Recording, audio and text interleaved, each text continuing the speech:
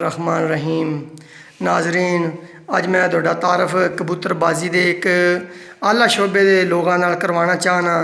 ए जनाब मुहम्मद आमिर साहब ने, ए मुहम्मद शाहद साहब, ए चौधरी एजाज साहब इन्होंने उस्ताद मोहतरम ने, ए भाई मुहम्मद शफकत साहब ने, ए भाई नदीम साहब ने।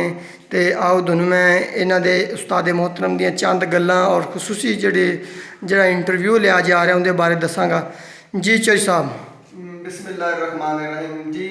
सब तो पहले तो मैं बेहद मशहूर हाँ अपने उस्ताद मुहम्मद असलम 95 ईबी दे जिन्हों का नाम मुहम्मद असलम उर्फ पतलू ने।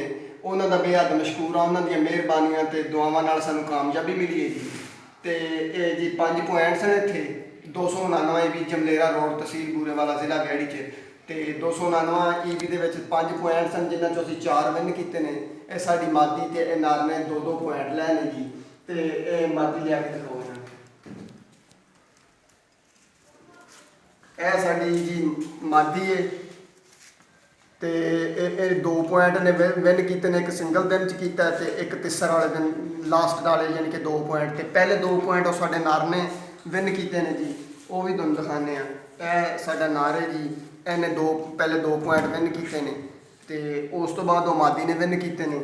तो बस ये जी साढ़े उस्तादां दियां।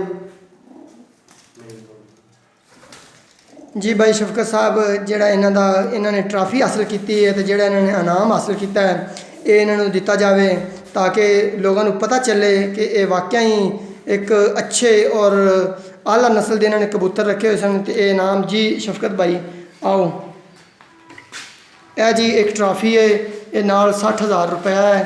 तो ये भाई शफकत इन्हों दे रहे हैं जी।